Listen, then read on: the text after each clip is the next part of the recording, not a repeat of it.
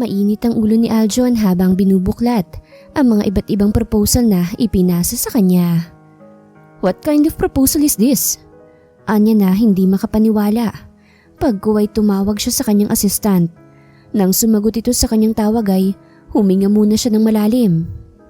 Tell to those employees that I will call a meeting.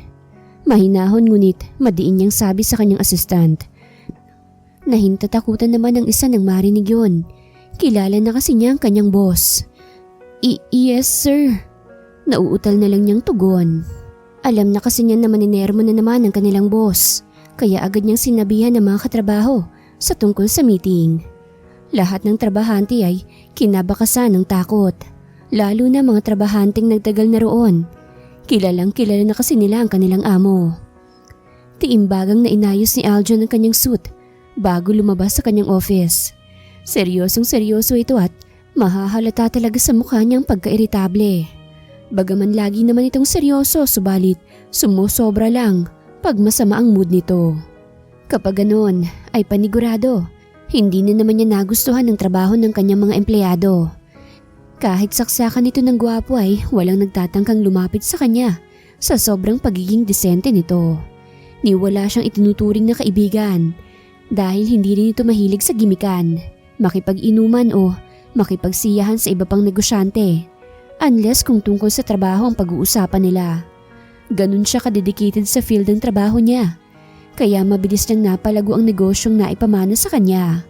Kaakibat noon ay ang pagiging strikto at high expectation niya sa kanyang mga tao. Hindi basta-bastang makakapasok sa Cactus Network. Lahat ng nakakasalubong niya ay napapayuko bilang pagbigay ng respeto. Lalo na at daman nila ang aura nitong mainit na naman ang ulo. Pagpasok pa lang niya sa meeting room ay nakayuko na ang kanyang mga empleyado. Kinakabahan ng lahat at inihahanda ng kanilang tenga sa kung anumang masasakit na salita na ibabato sa kanila ng CEO ng Cactus Network. Hawak nito ang lahat ng proposal.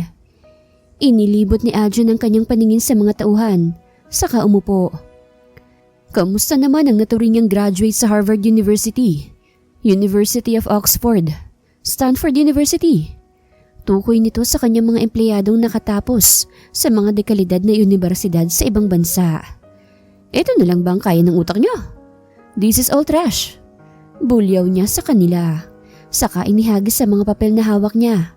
Bago umupo. Nagulat ang lahat sa inakto niya subalit walang nagtangkang sumagot man lamang. Itinukod nito ang siko sa lamesa at pinagsalikop ang mga palad. Hindi makatingin ang mga tao niya sa kanya.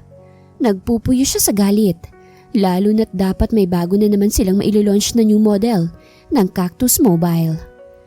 May naipakita ng new model ang Apple Company. Tayo, ni matinong feature. Wala pa kayong naipapasa? Basurang binigyan niyo sa akin. Ganun na ba kalimited ang utak niyo? Ha? Natanggap kayo rito dahil akala ko deserving kayo.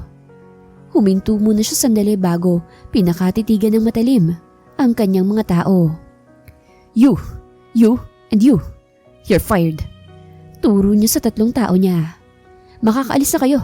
At sa mga natira, make sure na bukas may matino kayong maipapasa sa akin. Or else, maghanap na ako ng mas deserving sa mga posisyon nyo. Hindi kayo sinesweldohan dito ng malaki para magpasa lang ng basura. Anya na nanlalaki pa ang kanyang mga mata. Halos magmakaawa naman ang tatlong itinuro niya na tinanggal sa trabaho. Ngunit lumabas na siya. Ganoon lagi. Walang nagtatagal na empleyado sa Cactus Network. Dahil kapag nagalit siya, matik na may matatanggal. Ganoon siya ka-istrikto. Bit-bit ni Veron ng kanyang sneakers habang pumupuslit sa kanilang mansyon. Dahan-dahan siyang naglalakad habang pinapakiramdaman ng kanyang paligid. Isang buwan siyang hindi gumimik upang bumalik ang tiwala ng kanyang ama at stepmom sa kanya para hindi na rin higpitan ang pagbabantay sa kanya. Isang linggo rin niyang pinag-aralan ng mga anggulo ng CCTV kaya naman alam na niya kung saan siya dapat dumaan. Kumakabog ang kanyang dibdib dahil ito ang unang pagkakataon na pupuslit siya upang magtungo sa ibang bansa. Noon kasi ay kinagagalitan siya dahil sa palagimik ito sa gabi. Ngayon ay tataka siya upang pumunta sa Pilipinas. It is her first time to travel in the Philippines. The last time na umalis sila doon ay noong 5 years old pa siya. At kahit 2 dekada nang dumaan, ay nandoon pa rin ang buhay na gusto niya. Ang tahanang kinapapanabikan niya. At ang lalaking gusto niyang makasama habang buhay, si Aljon Estrada. I'm coming for you, honey. Anya nang tuluyang makalabas. Mabuti na lang at may naarkala na siyang sasakyan na maghihintay sa kanya sa kabilang kanto. Nang tuluyan na siyang makasakay ay medyo nakahinga na siya ng maluwag. Ang inaalala lang niya ay baka masundan siya sa airport. Hanggat hindi pa siya nakakalipad ay hindi siya matatahimik. Pinagbawalan siya ng papa niya na umuwi doon dahil naibenta na nila lahat ang kanilang properties doon. Isa pa, maaalala lang nila ang mama niya sa bansang Pilipinas. His dad loves her mom so much that he even forbidden Veron to visit the Philippines. Mababaw na dahilan subalit mental health ng papa niya ang pinag-uusapan rito. Lalo na at nagkanda-depress ito na halos dumating sa kamuntikan pa nitong pagpapakamatay pagkatapos mailibing ng mama ni Veron. At kahit may bago na itong asawa ay hindi pa rin masasabi na magaling na talaga ang kanyang papa. He's a good businessman. Kaya sa kabila ng pagkakasakit nito ay naibangon nitong muli ang negosyo nila. May alam din naman ang dalaga pagdating sa negosyo kaso gusto muna niyang magsaya. Sayang ang pera, oras at panahon kung puro sa negosyo iluluklok ang buhay niya. Mamamatay din ng tao pagdating ng panahon. Ang mahalaga, alam niya ang pagpapatakbo ng negosyo. Just in case na dumating ang time na ipapamana na sa kanya yun ng kanyang ama. Kaya naman after magsaya sa buhay, matuto sa negosyo, kahit wala pa siyang napapatunayan, ay panahon naman para ipursu ang goal niya na makipag-reunite ulit sa husband-to-be niya, si Aljon. Nang makarating siya sa airport ay kinalma niya ang sarili. Panay pang tingin niya sa paligid habang nagbo-board na siya. Baka kasi may nakasunod sa kanya. Mabuti na lang at maayos siyang nakaalis. Isang backpack lang kasi ang daladala niya at malaking halaga ng pera na gagamitin niyang panggasto sa Pilipinas. Nang makasakay na siya doon pa lang siya nakaginhawa ng maayos. Thank goodness! Naibulong niya nang tuluyang makalipad ang eroplano. Sabi na nga ba nagpalamig muna ng batang yun sa gimmick niya para hindi na namin siya mabantayan.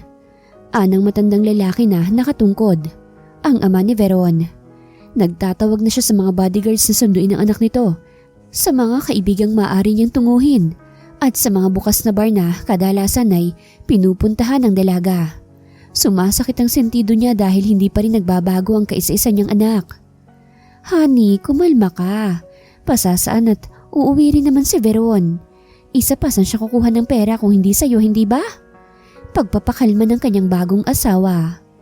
Pilit namang huminga ng malalim ang matanda. Kaisa-isa niya itong anak pero hindi niya makontrol. Hindi niya maintindihan kung anong tumatakbo sa isip nito. At kung anong maling gawin nito ay hindi niya yun tinotolerate. Kaya naman sa ayaw at gusto ng dalaga ay napagdesisyonan nitong alisan lahat ng pera kapag nakauwi na siya.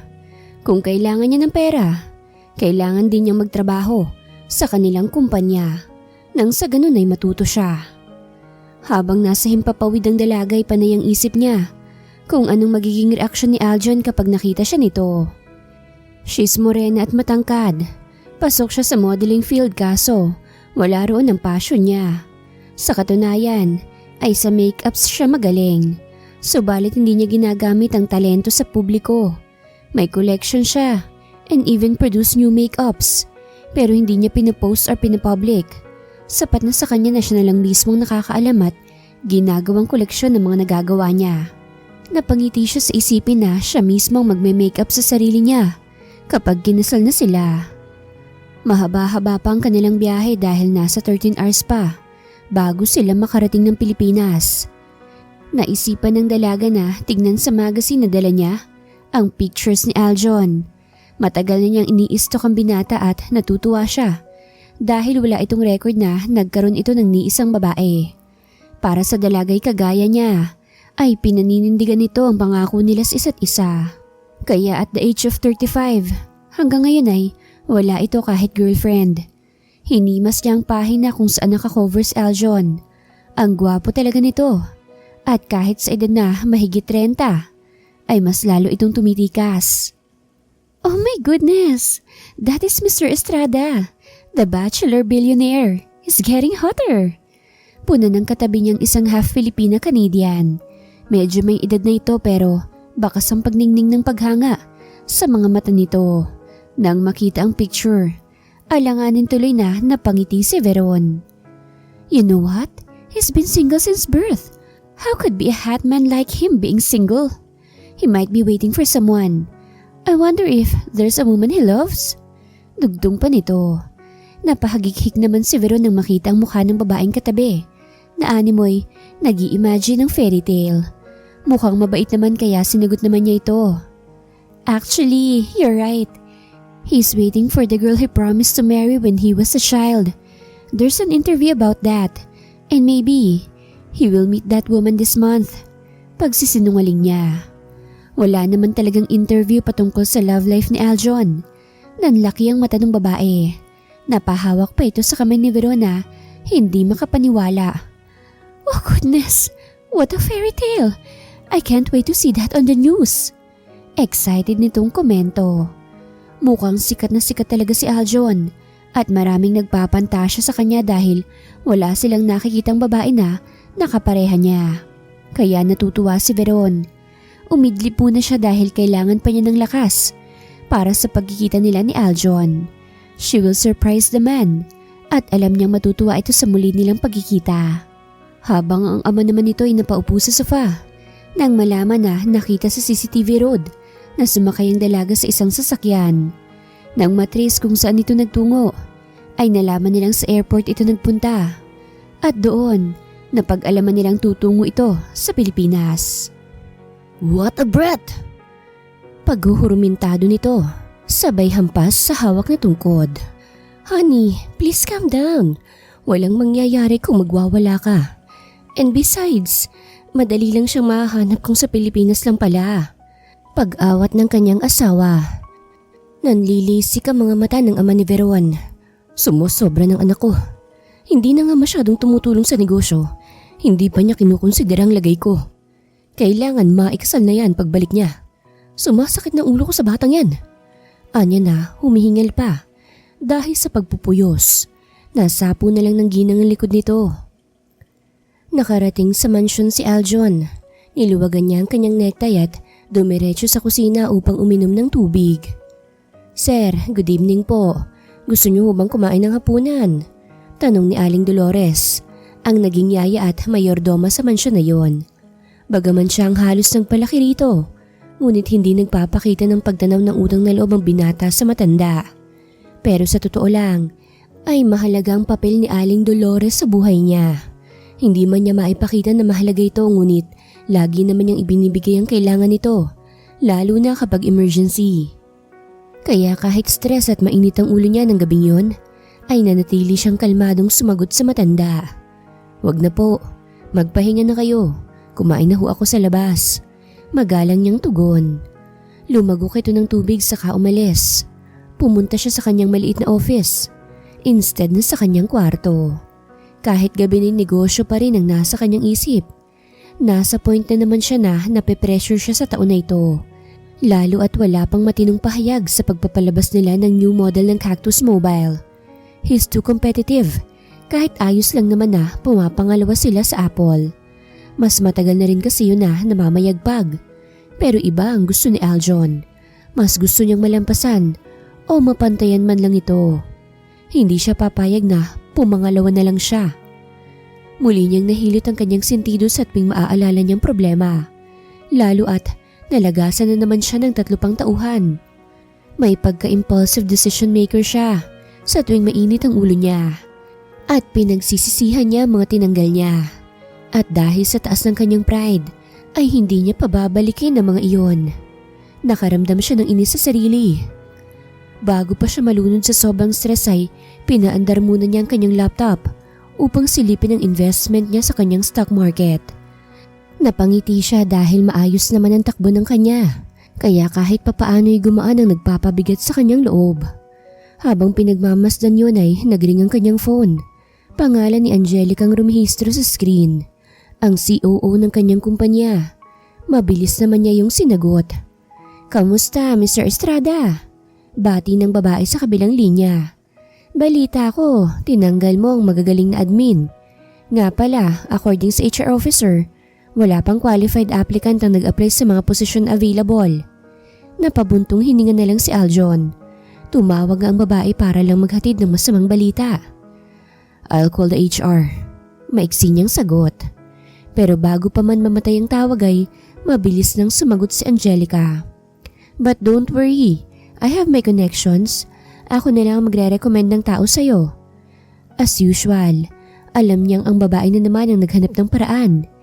Hindi naman lingid sa kanyang kaalaman na nagpapakita ito ng motibo sa pamamagitan ng pagpapakitang gilas sa kanya. Ngunit wala talaga siyang nararamdaman sa babae. She's still not worth it para mag-invest ng time at attention kay Angelica. Kaya kinakausap lang niya ito ng formal na hindi naman sinusukuan ng babae. "Well, thank you. Very well appreciated." Anya na hindi na nag-elaborate pa. Baka kasi sabihin ng babae na nagme-mix signal siya. Ayaw niya mag-assume ang dalaga. "Wala yun, basta ikaw."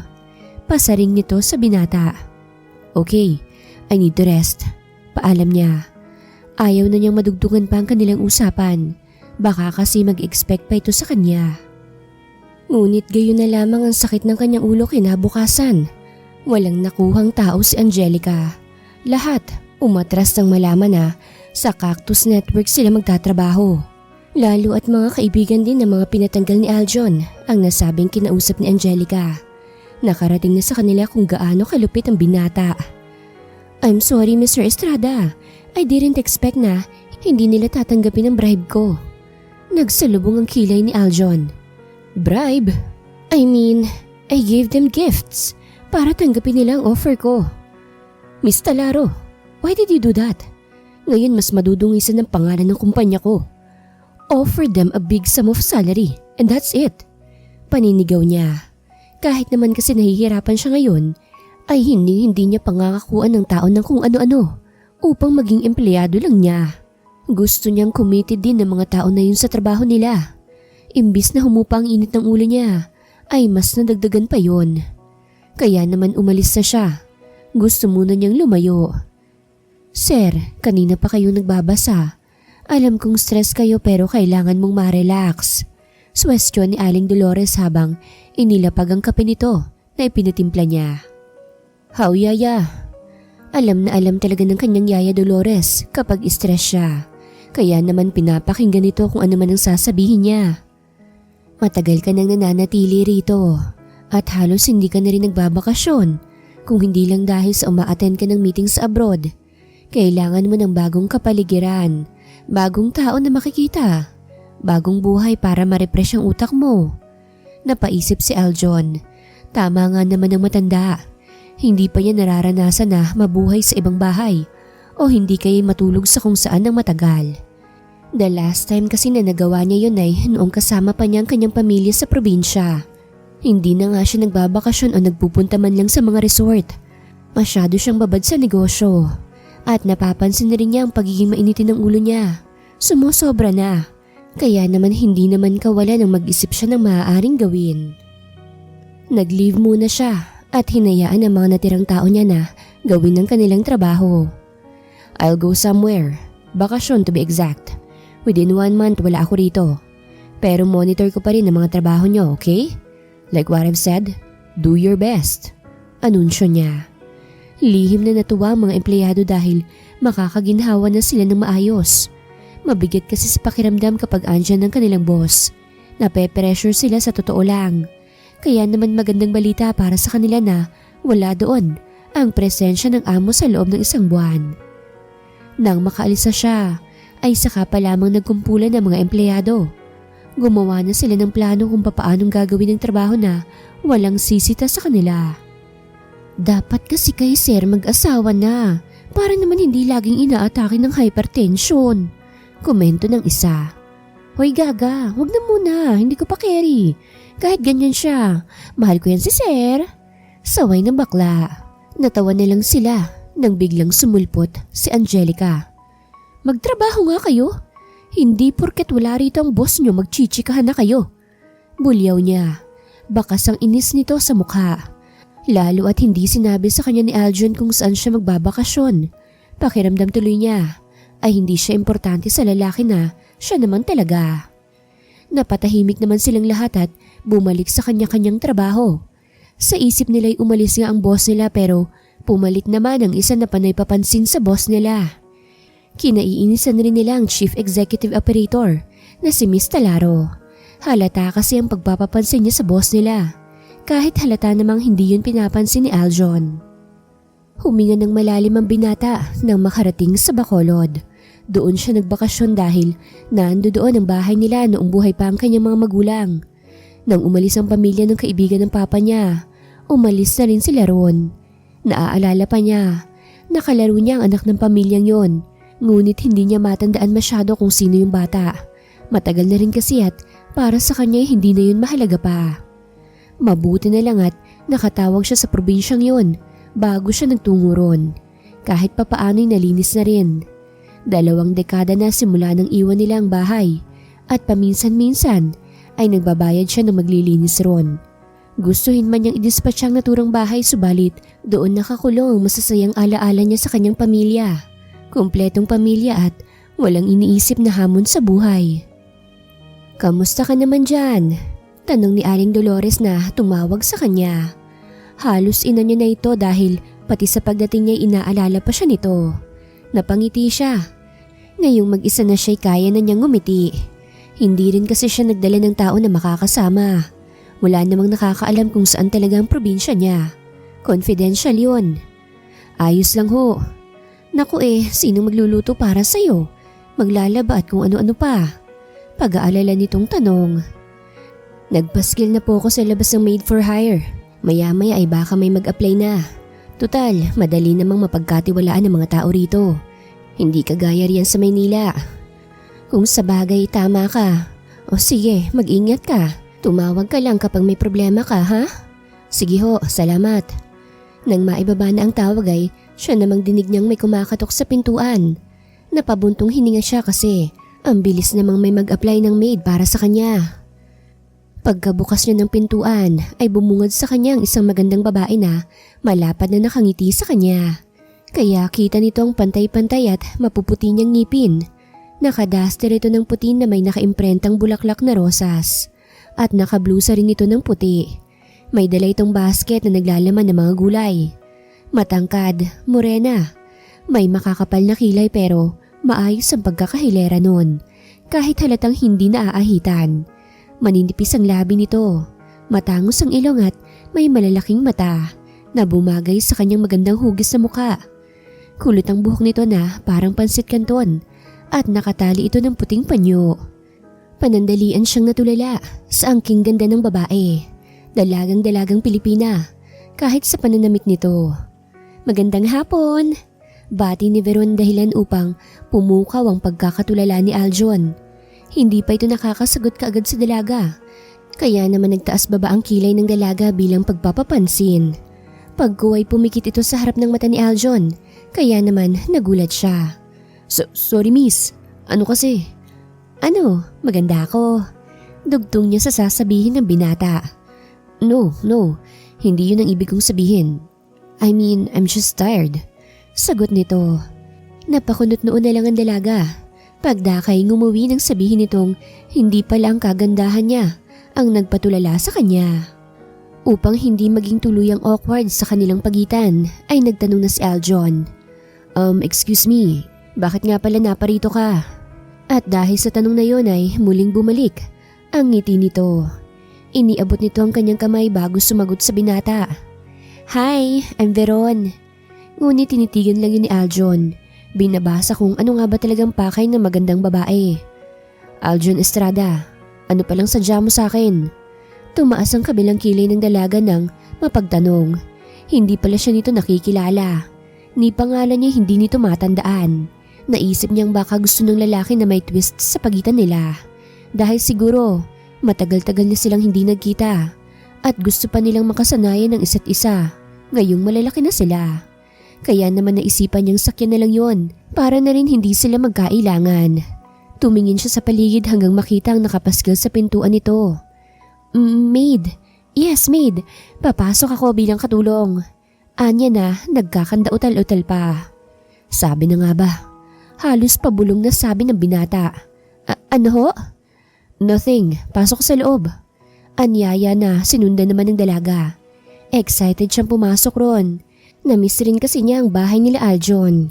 Yung sa kanila kasi naibenta na at ipinagiba na ng nakabili ng lumipas ang taon. Tumingin-tingin siya sa paligid na para bang inaalala ang kabataan nila. Hanggang sa... Wait! Naibulalas ng binata nang bumangga ang dalaga sa kanyang malapad na dibdib. Veron, gumawa ka ng babaunin ko. Samahan mo ako sa lawa. May pupuntahan ako ron. Imporma ni Aljon kay Veron na nooy nagwawalis na. Napangiti si Veron dahil pagkakataonan niya yon para ipaalala kay Aljon ang kabataan nila. Madalas kasi silang naroroon, naglalaro sa may lawa. Mukhang naaalala naman niya yon. Magpipiknik tayo, sir? Tanong ng dalaga habang nagpapakyut. Parang gano'n na nga. Okay, maghahanda ako ng sandwich and anything we can bring in the forest. Lake yon, hindi forest. Ay, lawa nga sabi ko. Sige sir, tawagin ko nilang ho kayo kapag natapos na ako. Napapailing na umalis si Aljon. Sa totoo lang ay masaya siyang nakabalik sa Bacolod. Saka sa bago niyang katulong. Magiliw ito sa kanya. Malayo sa mga taong nakapaligid sa kanya na hinahabol ng trabaho. Ang tagal na rin pala simula nung marelax ang utak niya. Masayang ginawa ni Veron ng sandwich ni Aljon. Naalala niyang itinuro ng mami nito sa kaniyang chicken spread na ginagawang palaman sa sandwich. Siya kasi ang nagpapabaon sa kanila kapag naglalaro sila sa kung saan. Tignan ko lang kung hindi mo maalala ang pangakong binitawan mo sa akin. Sabi na naman ito sa kanyang sarili. Then, she smirked. Nang matapos siya pinuntahan niyang binata sa second floor kung saan ito nagkakwarto. Sir, tapos na po ako. Katok nito sa kanyang pintuan, ngunit walang sumasagot. Kumatok siya ulit ngunit ganun pa rin. Nakaramdam siya ng pag-aalala sa kung anong nangyayari kay Aljon, kaya sinubukan niyang ipinid ang doorknob. Hindi nakasara, kaya naman binuksan niya ito at tuluyang pumasok. Ngunit pagkapasok pa lang niya ay siya namang labas ni Aljon sa banyo na inaayos ang tuwalya na itinatapis sa kanyang hubad na katawan. Nagkasalubong ang kanilang mga mata at nagkagulatan. Dahil doon ay aksidenteng nabitawan ng binata ang tuwalya, dahilan upang mapatili si Veron. Hey, what are you doing here? Shut up! Natataranta niyang saway sa dalaga habang pinupulot ang tuwalya na sinusubukang tabingan ang maselang bahagi. Ngunit hindi naawat ang dalaga kaya naman mabilis na lumapit si Aljon sa kanya at pagdakay hinalikan siya nito. Panandali ang nawala sa wisyo si Veron hanggang sa mapapikit ito at ninanamnam ang halik ng boss niya. Nang mapagtanto ni Aljon na kumalma ng dalaga ay pinakawalan nito ang kanyang labi. Ngunit nakapikit pa rin si Veron. Hey, you can go now. Sa susunod, wag kang basta-basang pumapasok rito at gagawa ng eskandalo. Malamig nitong sabi kay Veron. Dahil sa pagkapahiya ay hindi siya kagad nakasagot. She's still a virgin kaya hindi niya maiwasang mapatili. Nang makitang ganoon kalaki in person ang harapan niya, automatic na lumabas siya. Magsasalita sana siya upang depensahan ang sarili. Subalit naisara na ni Aljon ang pintuan. Napairap na lang siya sa inis. Pagkuway hinawakan ng kanyang labi. OMG, did he kiss me? Parang ang bilis naman. Naalala na ba niya ako? Ani pa nito tsaka bumaba na. Habang ang binata ay napaupo sa gilid ng kanyang higaan at napapasabunot sa basang buhok. I shouldn't have do that. Baka ano pang sabihin sa akin ng babaeng yun? Kausap nito sa sarili. Ngunit hindi niya maide-deny na nagustuhan niya ang ginawa nito sa dalaga. Stop thinking nonsense, Aljon. Hindi ikaw yan. And besides, Veron is just your maid. Kumbinsi pa nito sa sarili. Nagtungo sila sa lawa na hindi man lang nag-iimikan. Naka-short at black t-shirt lang si Aljon habang nakapamulsa. Samantalang si Veron ay suot nito ang unang blusa na isinuot niya noong nag-apply siya at dala-dala ang basket. Bagay sila kung tutuusin. Hindi naman malayo ang nasabing lawa. Ngunit para sa kanila'y ang bagal ng bawat segundo. Pinapakiramdaman nila ang bawat isa. Naisip ni Aljon na ni minsan ay hindi nagtanong sa kanya si Veron. Isa pa, wala rin siyang alam tungkol sa kanya. Hindi naman siya nangihimasok sa personal na buhay ng ibang tao. Ngunit na-curious siya sa pagkatao ng dalaga. Ni wala siyang ideya kung may boyfriend ba ito. Wala rin kasi itong nabanggit tungkol sa parents niya. Kung sa bagay, hindi rin naman niya in-interview ang dalaga. Pinapasok niya lang ito bilang katulong. Ni hindi nga niya alam kung saan ito nakatira roon o kung may pamilya pa ba ito. Nga pala, about kanina. Don't get me wrong, it's not my intention to kiss you. Lakas loob niyang sabi. Matapang siyang magsalita sa mga empleyado niya pero kay Veron ay kinakailangan pa niyang mag-ipon ng lakas ng loob. Nakapagtataka. Kinakabahan kasi siya na baka ibang isipin nito sa kanya. It's okay. Ikaw ang nakaagaw ng first kiss ko. Napalingon tuloy sa kanya si Aljon. Sorry pero quits lang. Napakagatlabi ang dalaga at napangiti. Siya rin pala ang first kiss niya. Napahinga ng malalim si Aljon nang mapagtantuang sinabi niya. Papaanong sinabi nito na siya ang first kiss niya? Kung si Angelica ang kaharap niya, paniguradong puputulin niya kagad ang usapan nila kapag wala ng sense ang paksa. O di kaya'y mananahimik na lang. Pero kay Veron, walang pag-aalinlangang nasabi niya yon. Kaya naman nanahimik na lang siya. Nang makarating sila sa lawa ay tila ba nagbago na ito. Hindi na kagaya ng dati. Parang medyo natutuyo na ang tubig. Tapos sa mga nakapalibot na mga puno ay naglalagas na. Kung sa bagay, sa loob ng 2 dekada, marami talagang magbabago. Pati ang madamong lupa ay nalalagas na. Nalungkot ang dalawa. Saan tayo maglalatag ng banig nito? Tanong ng dalaga. Bahagyang nag-isip si Aljon. Doon tayo sa burol na medyo malapit rito. Naalala ni Veron na may burol nga doon. At madalas silang pinagbabawalang magtungo ron dahil delikado raw. Kaya naman lagi silang kumukuha ng tiyempo para makapuslit sa kanilang mga magulang. Ngayon, kayang-kaya na nilang pumunta ron na walang nagbabawal. Tama, may burol nga palang malapit rito.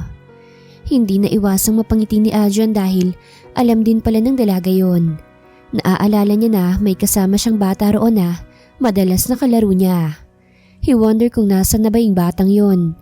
Malabo naman na si Veron yon dahil mayaman ang pamilya na yon at kapitbahay pa nga nila. Medyo mahirap maglakad papunta roon dahil paakyat.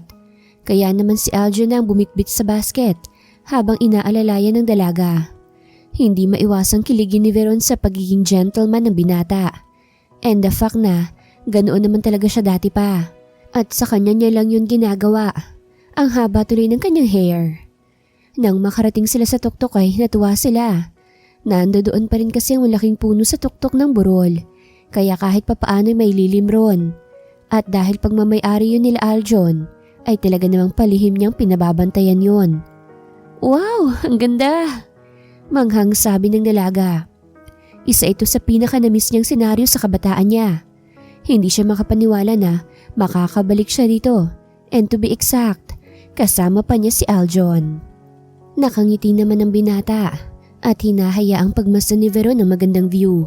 Habang siya ay naglalatag ng banig nila para tuloy silang nagde-date.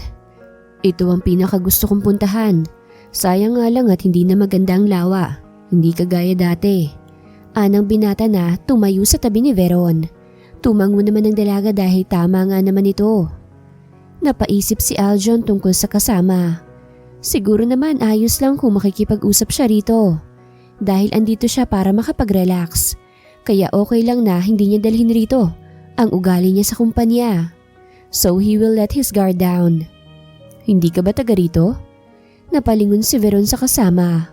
Umupo naman si Aljon sa banig, saka binuksan ng basket. Taga rito ako, ano ka ba? Sumunod ito sa binata at umupo na rin sa banig. Taga rito ka pala pero hindi ka pa nakakapunta rito? Nakapunta na pero matagal ng panahon yun. Gaano katagal? 2 decades? Biglang napahinto sa pagbuklat ng sandwich si Aljon. You mean, dati ka nang nakatira rito? Tumango ang dalaga sa kumuha na rin ng pagkain sa basket. Panandalian silang tumahimik at kumain na muna. Tila ba nagpapakiramdaman kung ano bang magiging takbo ng usapan nila. Nagkangitian pa sila dahil parang thrilling sa part nila na magpakilanlanan. Ngunit nangunot ang kanyang noo habang umunguya. Nilalasahan ang kinakain nila. Para bang may naalala siya sa pagkain na yon, dahilan upang mapangiti ang dalaga. Pagkuway, iniabot ni Veron ang kanyang kamay kay Aljon. Biyang! Muntik nang mabilaukan si Aljon sa narinig. Napaubo ito. Aljon, what happened? Teka, itong tubig. Alalang sabi ng dalaga habang iniaabot ang mineral. Lumagok naman ang binata. Nang mahimasmasan ay tumingin siya sa dalaga. Biyang? Bakit Veron ang sinabi mo? I used to hate my name kasi sosyalin. That's why mas gusto kang Biyang. Hindi kasi alam ni Aljon ang totoong pangalan ni Veron. Kilala niya si Biyang, ang kababata niya. Tinitigan niya ang magandang dalaga at hindi makapaniwala na magkakatagpo pa sila. Naaalala niya kapag nagsusulatan sila yung mga mama nilang nagsusulat para sa kanila. Dahil nga mga bata pa sila. Natigil lang yun nang hindi alam ni Aljon ang dahilan. Bakit hindi ka nagpakilala kagad? Napanguso ang dalaga. Akala ko kasi nakikipaglaro ka lang. Natapik lang nito ang kanyang ulo. Hindi ka pa rin nagbabago. Puro laro ang nasa isip mo. You used to skip in your house just to play. Sumasama ka naman. Siyempre, mga bata pa tayo noon. Nagkatawanan tuloy sila. Kaya naman tuluyan ang naging komportable si Veron kay Aljon. Kaya naman palang lakas ng loob mong tawagin ako sa pangalan ko. Iniisip ko nga rin kung nasan ka na. Ang laki ng ipinagbago mo. Akala ko lalaki kang bansot. Pero kita mo nga naman, halos abutan mong tangkad ko. Hindi maiwasang asarin ni Aljon ang kababata. Bansot ha? Biyang bansot nga ang tawag mo sa akin. Ngayon hindi mo na magagawa yun. Ikaw naman, kalalaki mong tao, napakasuplado mo. Napabuntong hininga si Aljon sa sinabi niya. Parang hindi mo naman alam ang laro ng mga negosyante. You need to be firm in order to succeed. Kayo ba? Yung daddy mo? Umalis na ba sa field ng pagnenegosyo? Umiling si Veron. Nope, we have our own company in Canada. Pero hindi ganun kalago ng gaya sa inyo. Nagpatango-tango naman si Aljon. It's nice to see you, bansot. Namula tuloy ang pisngi ng dalaga nang marinig yun at pagkuway na payuko na lang. Kinilig naman kasi talaga siya. Sabi na nga ba niya't naiisip rin siya ng lalaki. Akala ko nga hindi na tayo magkikita. Na-focus ako sa trabaho and that's it. Kita mo naman. Yung maliit na bulinggit noon na may pagkanog-nog, pwede nang ipambatong model. Ang kaninang kiligay na palitan ng inis. Excuse me? Bulinggit na nog-nog? Yun palang tingin mo sa akin? Nakataas ang kilay nitong tanong. Bakas ang inis sa mukha nito. Halos magpigil sa pagbungalit ng tawa si Aljon. Tumango ito. Oh bakit? Hindi ba? Lumaki kang ang morena, hindi ba? Asar pa nito. Ngunit inirapan siya ng dalaga. So, yun pala, nog-nog ako. Turo pa nito sa sarili habang masama ang loob na kinagat ang sandwich.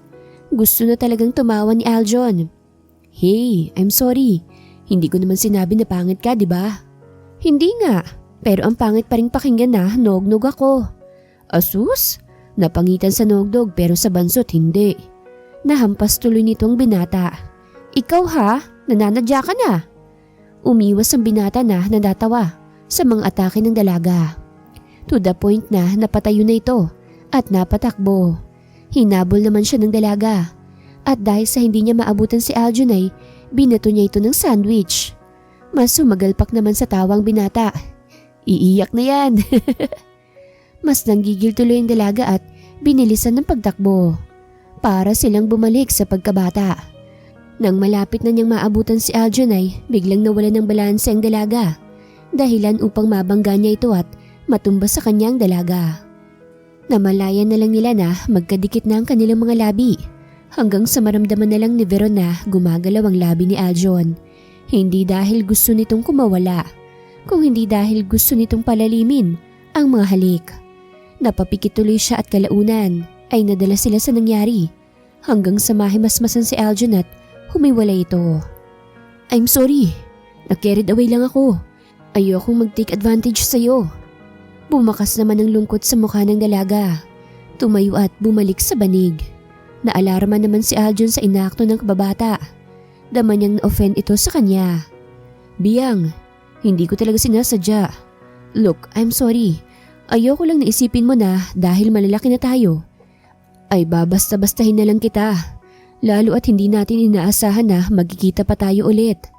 Todo explica ng binata. Umaasang hindi magtatampo sa kanya ang dalaga. Marahang lumingon sa kanyang dalaga at pagkaway masuyo siya nitong tinignan. Hindi naman aksidente lang na nagkita tayo. Anong ibig mo sabihin? Pinlano ko talagang makita ka. That's why I skipped from Canada. Though Papa forbidden me to come here. Pero bonus na lang na natsyempohang nagbakasyon ka rito. Nagulat naman si Aljon sa confession nito. So you mean you planned all of this? Tumango siya. Mom died when I was 8, kaya nawala ang communication natin. Dad was diagnosed for having a depression with suicide attempt. He loved Mom so much, to the point na binawalan niya akong bumalik rito. Balak pa sana naming magbakasyon rito kung hindi lang namatay si Mommy.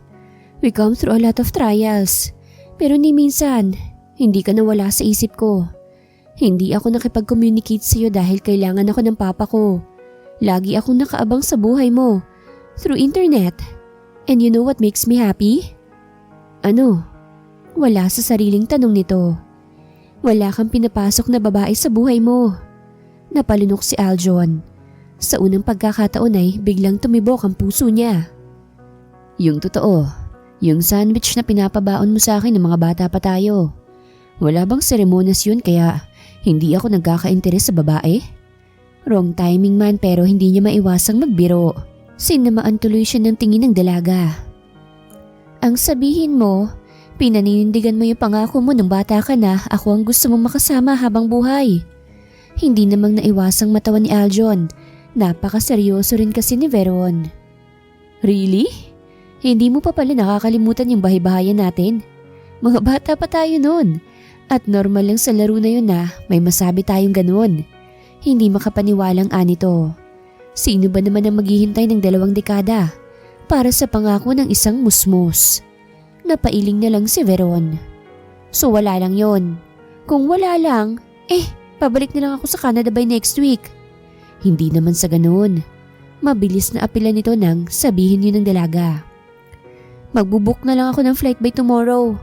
May himig na pagtatampong sambit ni Veron. Asus, tampururot ka rin no? Ang tanong, aalis ka nga ba? Sayang ang 2 decades mo. Total, wala rin namang sense. Para rin kasing wala lang ang efforts ko. Sinong nagsabi? Ikaw. Niyakap niya ang nakabusangot na dalaga.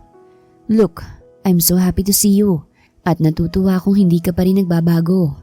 Ikaw pa lang ang nakakakilala sa akin ng ganito. Pero ayokong mag-isip ka na binabastos kita. I love you, Aljon. Natahimik naman ng binata sa biglaang confession ng dalaga. Are you sure with that? This time ay seryoso na ito. Simula nung bata tayo, mahal na kita. Umaasa akong ganun ka rin sa akin.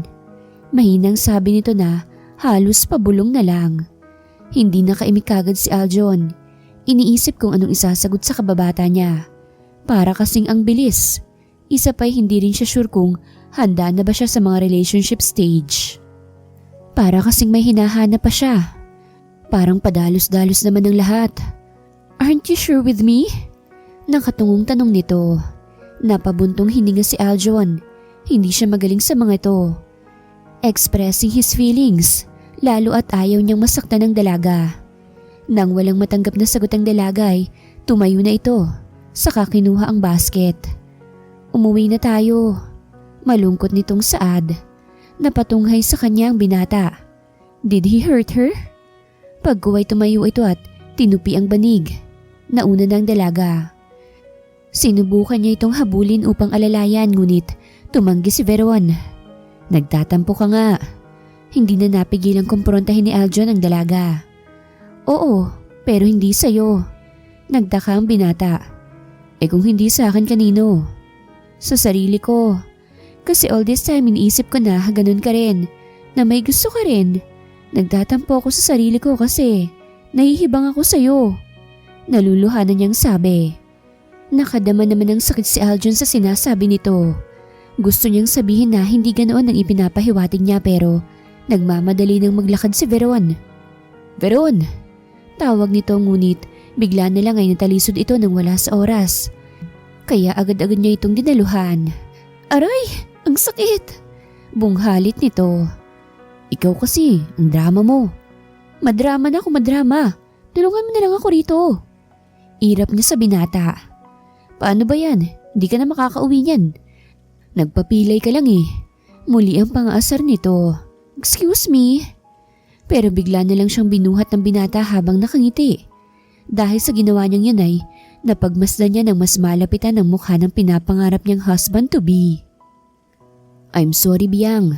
Hindi naman sa ayaw ko sa'yo. Pero ayoko lang madiliin ng lahat. Gusto ko pa rin na maligawan ka. Anang Aljon na seryoso na. Kumalma naman ang nagtatampong puso ni Veron. 35 ka na. Sasayangin mo pa ang oras mo sa panliligaw? Kung dun rin naman pupunta yon. Napangiti na lang si Aljon sa isinagot nito. O sige pero wag ka magsisisi ah. Babala ng binata na ngumiti ng makahulugan. I'm still a virgin and if you wish to do something on me, kailangan pakasalan mo ako agad-agad. Hamon nito. Sinabi mo yan ah. Hindi pa dadaig nitong sagot. Nang makarating sila sa bahay ay dahan-dahan niyang inilapag sa sofa ang dalaga. Ang swerte naman ng katulong ko. Spoiled sa amo. Natatawang sabi nito. Ano ba? May sama ka ng loob sa akin, Mr. Estrada? Nandidilat nitong sita kay Aljon. Nga pala, sino yung kaibigan mong kasambahay sa Canada? Imaginary lang yon. Napapailing na lang siya. Kinuha niya ang first aid kit na daladala niya, just in case of emergency. Hindi naman niya inaasahan na sa dalaga niya yun magagamit. Matama namang pinanonood ng dalaga kung papaanong gamutin ni Aljon ang maliit niyang sugat. Kagaya pa rin siya ng dati. Napakamaalaga. Kaya napangiti siya sa isipin na bumalik sila sa dati. Magpahinga ka muna sa kwarto habang hindi pa gumagaling ang sugat mo. Huwag ka muna magtrabaho. Yes sir. Malambing nitong sagot. Nagulat na lang siya nang muli siyang buhatin ng binata at dinala sa mismong kwarto niya. Wait, bakit dito mo ako dinala? Siyempre hindi ka naman nakatulong rito. Oo nga pala no. Pero sa lapag ka matulog ah. Anito. We'll see. Anito, saka tumayo at lumabas na. Hoy, Aljon! Ngunit hindi siya sinagot ng binata. Bagkus ay kinindatan niya ito bago isinara ang pintuan ng kwarto. Nangisay naman si Veron sa kilig dahil sa ginawa ng binata. Magkakatotoo nga ba ang hiling niya? Mukhang hindi bigo ang mga plano niya. Pagkuway nagri ang dikipan nitong cellphone. Kilala na nito kung sinong tumatawag. Ang stepmom niya na kasabwat niya sa pagtakas dahil gumamit siya ng ibang numero at ang stepmom lang niya ang pinagbigyan niya rito. Oo, siya mismong tumulong sa dalaga upang hindi agad maisip ng papa niya na sa Pilipinas siya nagtungo. Kaya nagkaroon siya ng maraming oras para hindi masundan sa airport. Veron, papunta dyan ang papa mo kapag hindi ka pa umuwi. What should I do? Galit na galit siya. Nahihirapan na akong pakalmahin siya. Kahit papaano'y nakaramdam ng kabang dalaga. I'll talk to Papa. Pinatay na niya ang tawag. Kalaunan ay tumawag siya sa landline ng bahay nila sa Canada. Ang nakasagot kaagad ay ang papa niya. Who's this? Papa, I'm sorry. You brat! Umuwi ka na rito! Pagpuputol nito sa kanyang sasabihin. Talagang mainit nga ang ulo nito at halos hindi maawat. Pero Papa, gusto ko hong maikasal dito. Dito kita ipapakasal kaya umuwi ka na. Or else, kakalimutan kong may anak ako. Hindi na niya pinatapos ang dalaga at pinatay kaagad ang tawag. Nagtataka siya kung bakit gano'n na lang ang galit niya na nasa Pilipinas siya. Ang hirap isipin na just because her mom died, kinalimutan na niya ang lahat. Alam niyang may mali. Hindi lang dahil ito sa sakit ng kanyang ama. Ano nga bang meron? Kaya nabuo ang plano niya. Nang balikan siya ni Aljon ay nakita niyang nakatulala lang si Veron na para bang ang lalim ng iniisip. Oh, ba't parang ang lalim ng iniisip mo? Doon lang siya nagising sa pagkatulala. Ikaw pala. Is there something bothering you? Alalang tanong nito. May dala pa siyang tray ng barbecue at soft drinks.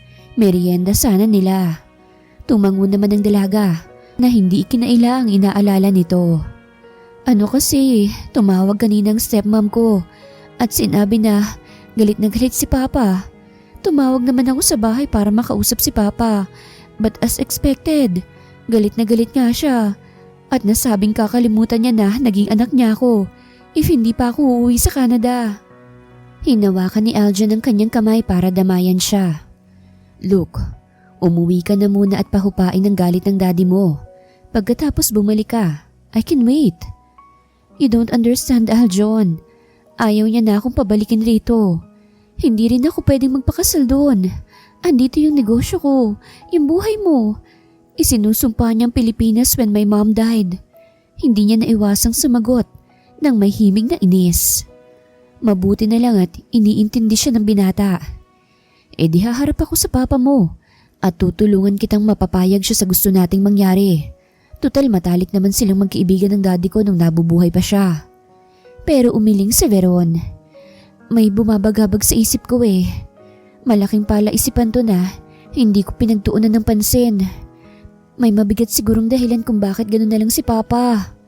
Nagkatitigan sila na para bang napakabigat ng problema nila. Ano bang bumabagabag sa isip mo? Share with me so I know how to help you. Marahan itong sabi sa dalaga. Nakadama kahit papaano ng kapanatagan ng dalaga dahil sa sinabi ng lalaki. Diba nawala ang komunikasyon natin when my mom died?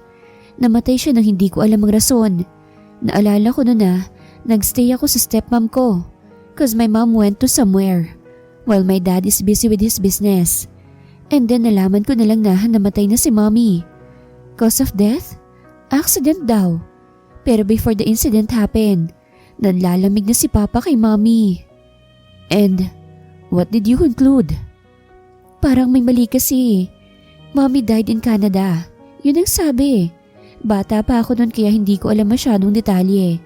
At hindi ko na rin inalam since si Papa na rin ang nagsabi. At dahil halos magkulaps ang buhay namin, nandyan lagi si Tita Keisha, ang stepmom ko na best friend din ni Mommy noong nag-migrate na kami sa Canada. Siya ang tumulong sa amin na makaahon ulit. Pero bakit ganun na lang ang epekto ng pagkamatay ni Mommy kay Papa? Mariin siyang tinitigan ng binata. Alamin mo ang nangyari sa detalye ng aksidente ng mami mo. Doon ka magsisimula upang malaman mo ang ugat ng problema. Napayakap naman si Veron sa binata. Thank you, pero pwede bang hintayin mo ko? Uuwi ako pero babalik ako. Hinaplos naman ni Aljon ang buhok ng dalaga. Just contact me always, okay? If ever something happened, tell me. Susundan kita. Nanubig naman ang mata ng dalaga sa narinig. Pakiramdam niya ay may kaagapay na siya sa kanyang pinagdaraanan. I will, Mr. Estrada. Nang kumawala sila sa pagkakayakap, ay ang pisngi naman ni Veron ang kanyang hinaplos. Pagkuway hinalikan siya nito sa noo. Napapikit naman si Veron sa masuyong halik ni Aljon. Kaya nagkangitian na lang sila. Kahit papaano ay nakakagaan ang pakiramdam na magkasama sila. Kumain na sila ng merienda at panandali ang kinalimutan ng problema. Dahil nasa probinsya sila'y nagpaluto sa ibang tao si Aljon, hindi rin naman kasi sila pwedeng lumabas dahil sa sugat ng dalaga. Nanonood sila ng movie habang magkayakap. Kahit di naman kasi nila aminin, ay alam na nila sa isa't isa na gusto nila ang bawat isa. Biyang, matanong lang kita. Ano yun?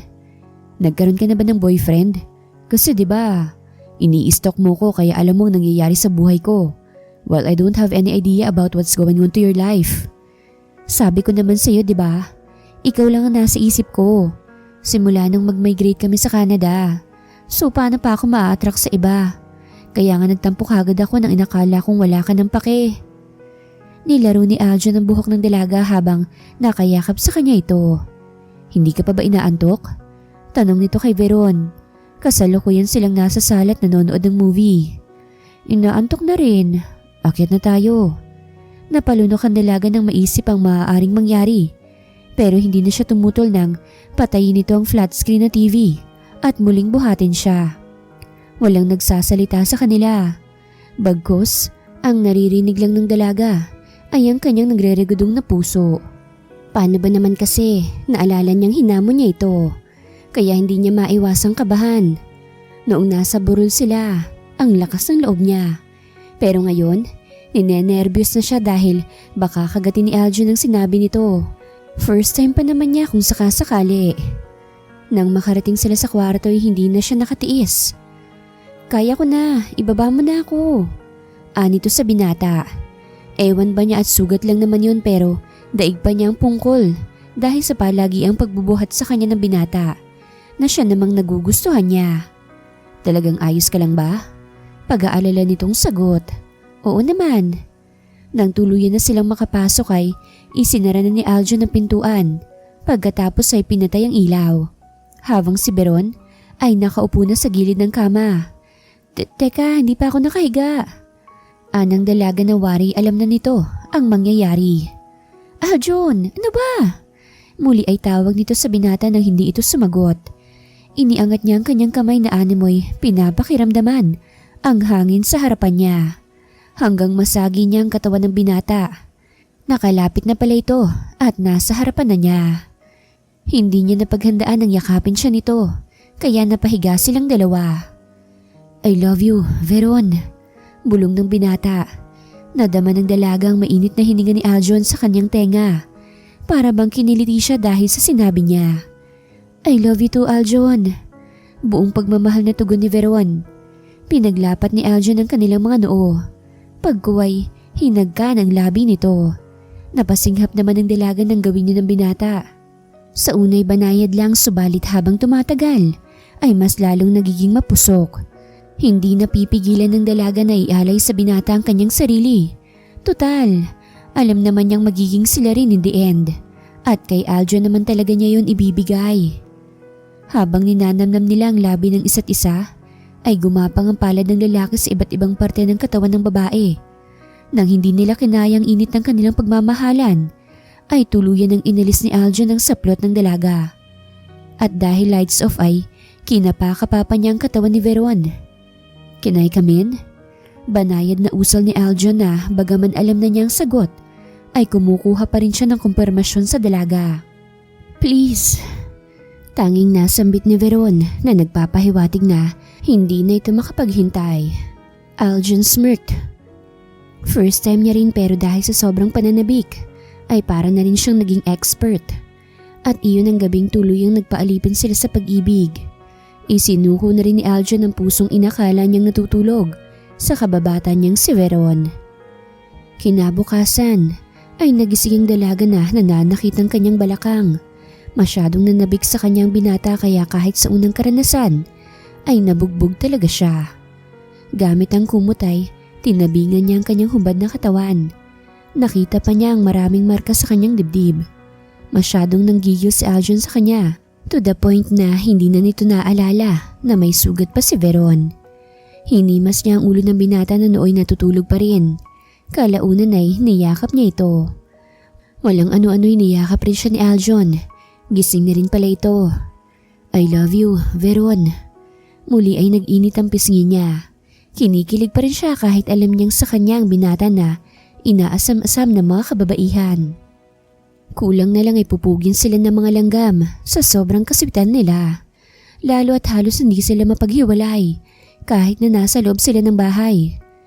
Talaga bang hindi ka na mag-e-extend ng uwihan? Ang binata na nalulungkot.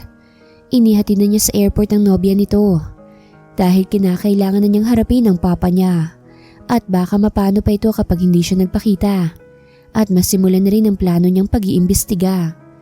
Yes, hon. Babalik rin ako kapag maayos na. Basta, mag-update ka lang. Niyakap nila ng mahigpit ang isa't isa. Kung pwede lang na hindi na niya pakawalan ng dalagay ginawa na niya. Kaso, kailangan talaga niyang umalis. Ang mahalagay naging sila na. Napabuntong hininga si Aljon habang tinatanaw si Verona pumipila na para makakuha na ng boarding pass. Minsan ay napapalingon sa kanyang dalaga at baka sa mga mata nito ang labis na lungkot. Ganoon din naman siya ngunit wala siyang magagawa. Kailangan nilang magsakripisyo. Nag-wave pa sa kanyang dalaga nang papasok na ito sa immigration habang si Aljon ay nag-flying kiss sa nobya. Mabigat sa pakiramdam na kapalit ng saya'y kalungkutan. Ngunit kahit papaano'y binigyan ng kulay ni Veron ang kanyang mundo. Kahit nawala na ito sa kanyang paningin ay nanatili pa rin siyang nakatayo sa labas ng airport habang nakatingin sa loob. Ngayon lang siya nakaramdam ng ganoong lungkot. Kaiba rin pala kapag na in love. Samantala, naluluhan naman si Veron nang lumipad na ang eroplano. Ito ang kauna-unahang sasabak sila sa LDR. Naiiyak siya dahil malalayo siya kay Aljon. Kaya naman gagawin niya ang lahat. Maayos lang ang problema niya sa papa niya. Nang sa ganoon ay maikasal na sila. Mas lalo pa siyang nalumbay dahil nakapwesto siya sa bintana. At dahil gabi nakikita niya ang ilaw sa baba, iniisip niya na one of those place ay nandoon si Aljon. Nilukob na naman ng lungkot ang kanyang puso. I miss yun agad. Naibulong niya habang pinupunasan ng luha. 2 araw nang lumipas simula nang umuwi si Veron. Nangungulila siya sa presensya ng dalaga. Lalo na at isang araw itong hindi nakapagparamdam sa kanya. Akala niya'y napano na ito o baka kinalimutan na siya. Ang komplikado niyang mag-isip. Narealize niya na nakakapraning rin pala ang pag-ibig. Nalaman niyang hindi ito kagad dumiretso sa mansyon nila. Bagkus ay nag-hotel na muna at nagpahinga, kaya hindi siya kaagad nito na-contact. At nang makontak na nga siya nito ay nag-update ito sa kanya na mauuna muna siya sa funeral kung saan inimbelsamo ang mama niya. Nag-decide na rin ang binata na umuwi na. 25 days of vacation is enough. Ire-reserve niya ang lugar na yun bilang paraiso nila ni Veron. Mamimiss lang niya ang dalaga buong magdamag kung mananatili pa siya ron. Tutal, nakondisyon na rin ang utak niya at mukhang maayos na rin ang trabaho ng mga tauhan niya. He even apologized sa mga tauhan niyang sinasante. Kaya naman nakabalik sila sa kanilang trabaho. Hindi naman kabawasan sa ego niya ang magpakumbaba kung makakabuti naman sa kumpanya. Ganun kalala ang naging impact ng dalaga sa mindset ni Aljon. Good evening sir, kamusta ang bakasyon? Nag-enjoy ho ba kayo? Masayang salubong sa kanya ng matanda. Opo manang, everything's fine kaya hindi na ako stress. Nito na bagaman hindi nakangiti sa matanda ay maaliwalas na ang aura niya. Ay salamat naman, kumain ka na muna. Nagluto ako ng escabeche nang sabihin mong pauwi ka na. Salamat manang. By the way, I have something for you.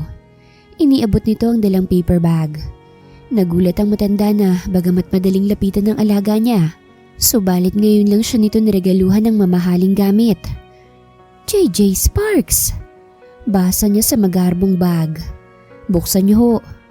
Nasabik ang matanda na buksan ng regalo. At nagulat siya nang makita ang isang set ng gold ng alahas. Teka, para sa akin ba ito? Nginitian siya nito. Opo, regalo ko po sa inyo. Masusundan pa po yan. You've been a mom to me since I was young, and I feel so sorry for not expressing how grateful I am for having you. For the first time, narinig ng matanda yun sa alaga, kaya naman napayakap siya kay Aljon. Salamat, pero mas masaya ako na nalaman ko na na-appreciate mo palang pag-aalaga ko sa'yo. Siyempre naman ho, mahal po kita kahit hindi ko naman sabihin. Ay sus, marunong na maglambing ang abo ko. May nangyari ba sa'yo? Dahil sa tanong na yun ay namula ang mukha ng binata.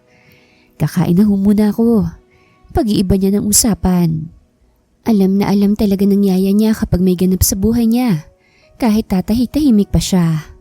Napailing na lang ang matanda dahil alam niyang nahihiya itong mag-share.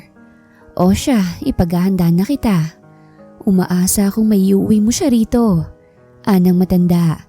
Nahihiyang napangiti si Aljon. Tila ba nagbabago na siya. At bumabalik siya sa dating siya since binalikan siya ni Veron. Kinabukasan ay aligaganan naman ng mga empleyado nang malaman na Bumalik na pala ang kanilang boss. Kagaya ng dati ay seryoso pa rin ito. I'm happy to see you again, Mr. Estrada. Malambing na bati sa kanya ni Angelica nang pumasok ito sa kanyang office. Thank you. Sagot nito pero busy siya sa pagtingin ng mga proposals. At the same time, ay panay siyang sumisilip sa kanyang cellphone. Kaya hindi niya napagtuunan ng pansin ng babae. So, how was the vacation? Alanganing tanong pa nito. Lalo at awkward na para sa kanya.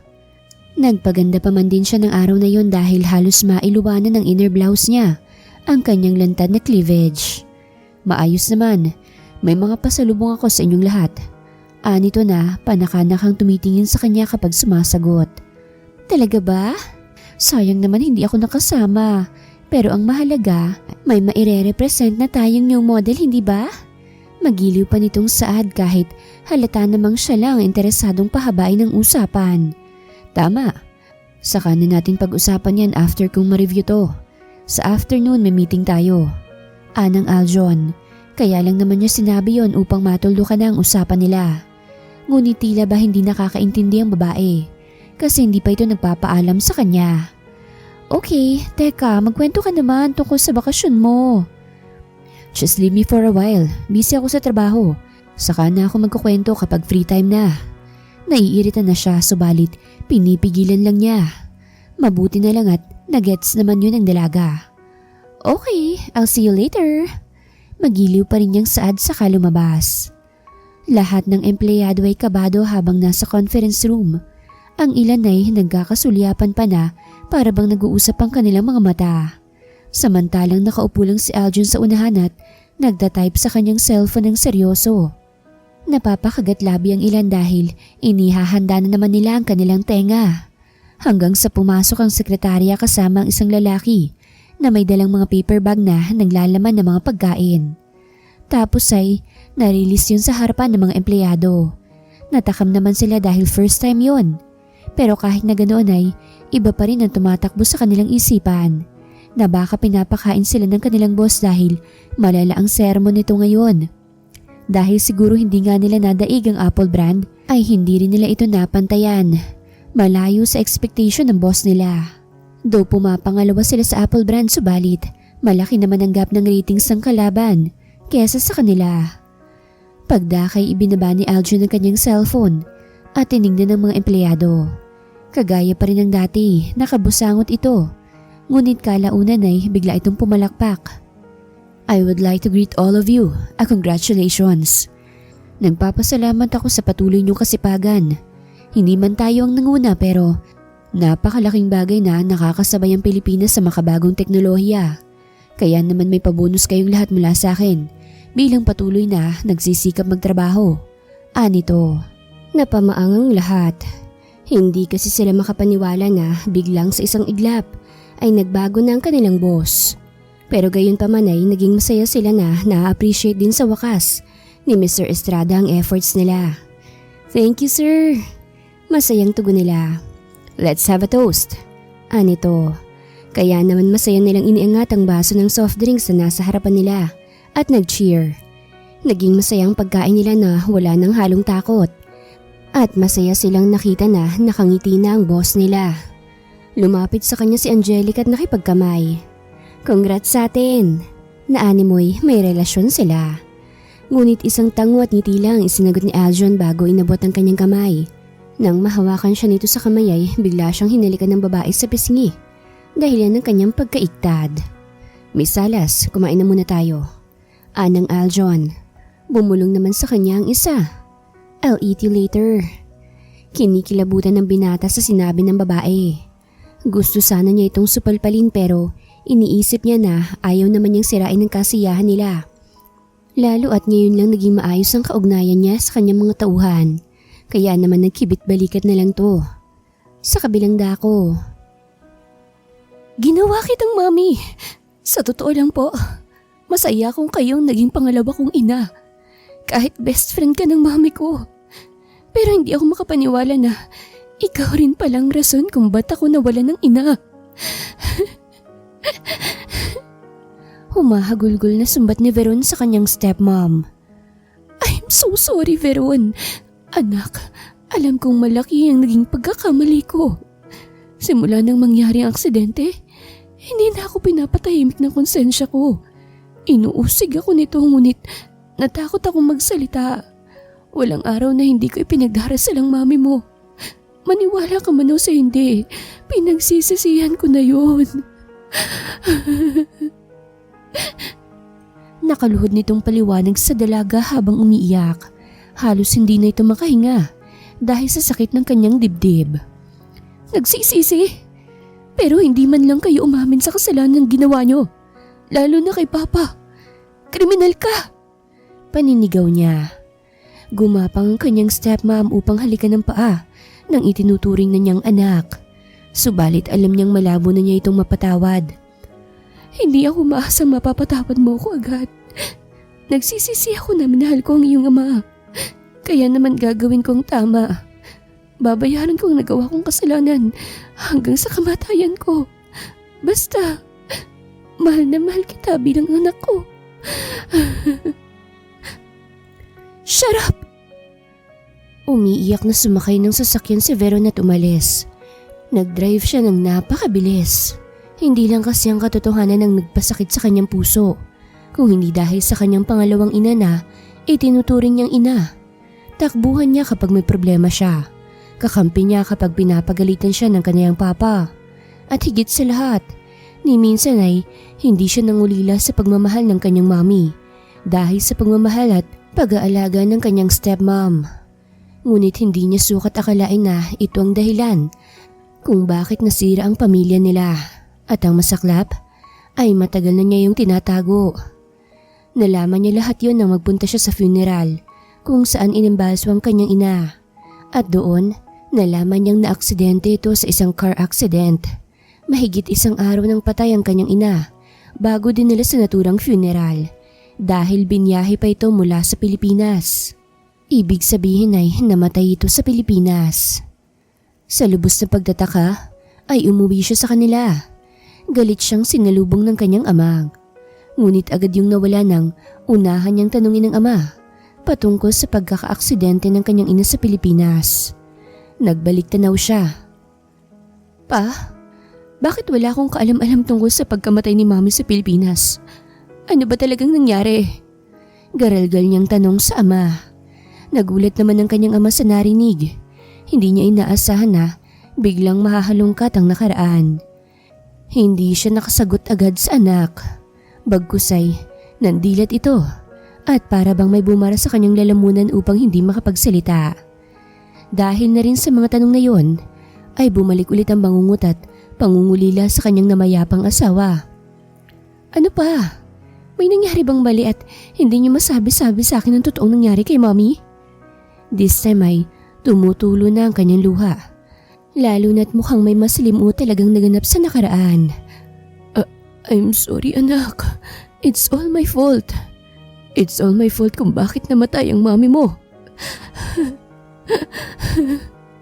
Umiiyak ang kanyang ama habang sinasabi niya yun. Naging alagaga pa siya na para bang binabagabag na naman siya na konsensya. Hindi mamamatay ang mami mo kung pinakinggan ko siya. At kung hindi lang ako nagpaniwala sa sumira sa relasyon namin ng mami mo. Dugtong pa nito. Napaluhod ito habang inaalala ang bawat detalye ng kanilang nakaraan na para bang sariwa pa rin ito. Doon na ikwento niya kung bakit namatay ang kanyang mami na hindi rin naman niya kagustuhan ang nangyari. Sa Pilipinas, laging bumibisita roon ang mami mo and I have no idea about that. Someone sent me a letter na nagsasaad na may kinakatagpo ang mami mo. Hinayaan ko lang yun pero dumalas na ang pag-alis ng mami mo until nag-decide akong sundan siya. At nalaman kong may kinakatagpo siyang lalaki. Nakita niya akong nahuli silang nag-uusap. Umalis ako at hindi na siya pinakinggan. Pero hinabol niya ako with her own car na inakala kong pagmamay-ari ng lalaki niya. At dahil umuulan, ay naaksidente siya. Nasaksihan ko yun. At bago pa siya tuluyang malagutan ng hininga, nasabi niya sa akin na may sorpresa siya sa akin. At mahal na mahal niya raw tayo, anak. Hindi ko sinasadya na mawala ang mami mo. Hagulgol niya.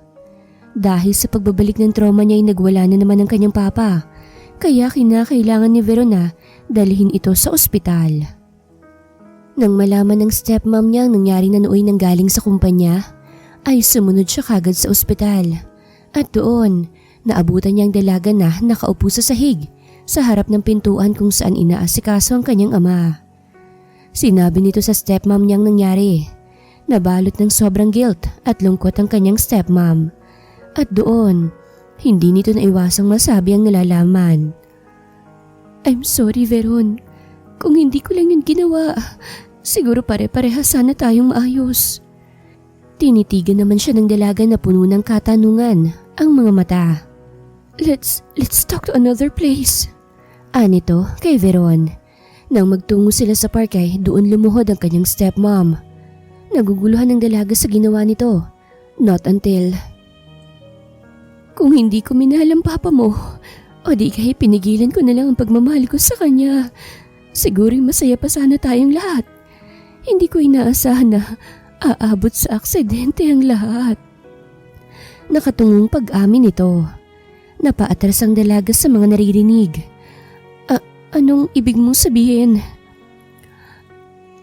Ako ang pinagkatiwalaan ng mami mo tungkol sa sorpresa niya sa papa mo. She even brought me to the Philippines just to show the new business na sisimulan niya. May isang lalaki siyang inaasahan doon, si Danny. May pamilyang tao yon, kaya imposibleng magkaroon sila ng relasyon. But due to my love for your father, sinubukan kong sirain ang pagsasama nila. Palihim akong nagpapadala ng liham sa papa mo tungkol sa lalaki ng mami mo. At doon, unti-unti nang lumabo ang relasyon nila. Hindi kinumpronta ng papa mo ang mami mo. Hanggang sa hindi ko alam na nahuli pala niya ang mami mo nakausap si Danny. Hindi pinakinggan ng papa mo ang matalikong kaibigan. Hinabol niya ito kaya naaksidente siya. Hindi ko ginustong mawala siya. Napatigil siya. Pero maniwala ka sa hindi. Sinalo ko kayo due to my guilt. At hindi sa lihim na pagmamahal ko sa papa mo. I'm sorry for being coward. I'm sorry, Veron anak. Patawarin niyo akong lahat. Patawad. Nangihina ang tuhod ng dalaga sa mga isiniwalat ng kanyang stepmom. Napukaw ang kanyang pagbabalik tanaw nang marinig ang ayaw tumigil na tunog ng kanyang cellphone. Ang pangalan ni Aljon ang nakarehistro sa kanyang screen. Hindi niya malaman kung sasagutin pa ba niya yon at that state. Sa huli ay napagpasyahan na lang niyang patayin ang kanyang cellphone. Gusto muna niyang mapag-isa at ilabas ang sama ng loob.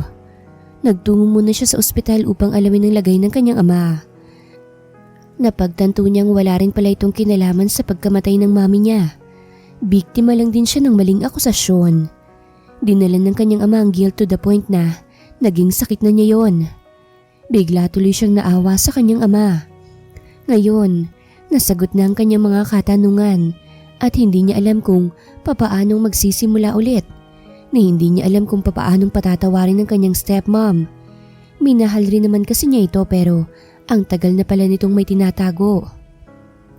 Hindi mapakali si Aljon sa kanyang opisina. Kanina pa siya nag-aalala sa dalaga. Ilang araw na rin kasi itong hindi tumatawag sa kanya. Kahapon na tinatawagan niya ito. Nagre-ring naman ang kanyang phone. Ngunit kalaunan ay bigla itong namatay. Muli niyang sinubukang tawagan ng numero ngunit nakapatay na ito. Kaya nag-decide na siya na hindi niya pwedeng baliwalain ang hindi pag-update ng kanyang nobya. Kaya naman siya na mismong nagtungo sa kanyang assistant. Call my private plane. I'll go to Canada. Utos nito sa kanyang assistant. At dahil baka sa mukha nitong pagmamadali ay agad naman yung sinunod ng kanyang assistant. Right away, sir. Where are you going? Sa lubong na kilay na tanong ni Angelica. I'm going to Canada. Sagot nito at tinalikuran na siya. Hahabulin pa sana siya ng dalaga upang usisain subalit nakasakay na sa elevator si Aljon papuntang rooftop kung saan maghihintay ng private plane. Natigilan naman ng ilang empleyado dahil parang may mabigat na problema ang kanilang boss. What's going on to your boss? Baling ni Angelica sa assistant ni Aljon. I don't have any idea, ma'am. Assistant ka pero wala kang alam? Naiinis nitong sabi. Nanahimik naman ang isa. Kahit gustong gusto rin itong sagutin si Miss Salas. Kaso, mataas rin ang posisyon nito kaya pinili na lang niyang magpigil. Palihim naman siyang tinitingnan pa ilalim ng iba. Naiirita na rin kasi sila rito. Akala mo kung sinong girlfriend. Nang nasa rooftop na si Aljon, ay ilang sandali lang ay dumating na ang kanyang inaantay. Sa pangalawang pagkakataon ay tumawag siya ulit sa dalaga, ngunit out of coverage area pa rin siya. Know the place of Family Marquez in Canada. Anito sa escort na sasama sa kanya, patungo roon. Yes sir. Kabado siyang bumiyahe. Talaga namang kasing alalang-alala na siya sa lagay ni Veron, lalo na't alam nitong nag-iimbestigate ito. Baka mamaya nun ay napahamak pa pala ito.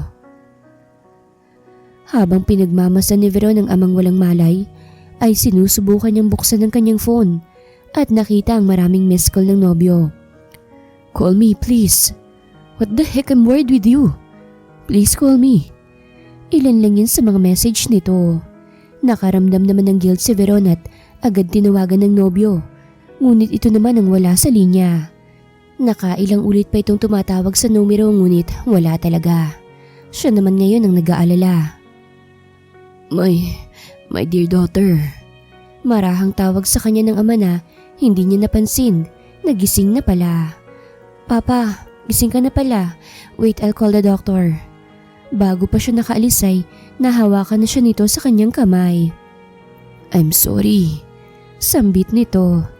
Hinawakan rin ito ang kamay ng ama na nakahawak sa kanyang kamay. Saka ngumiti ng mapanuyo. You did nothing wrong, Papa. Magpagaling ka po.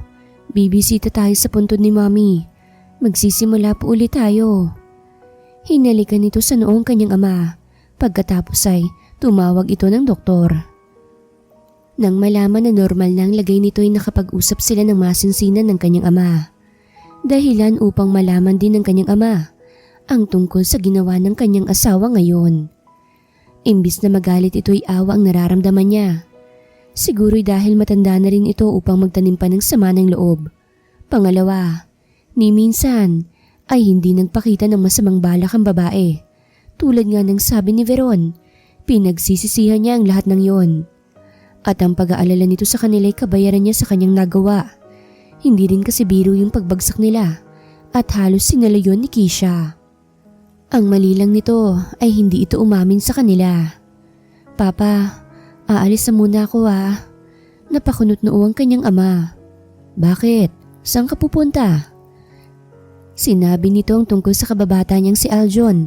Bigla namang lumiwanag ang mukha ng kanyang ama nang marinig ang tungkol sa pamilyang Estrada.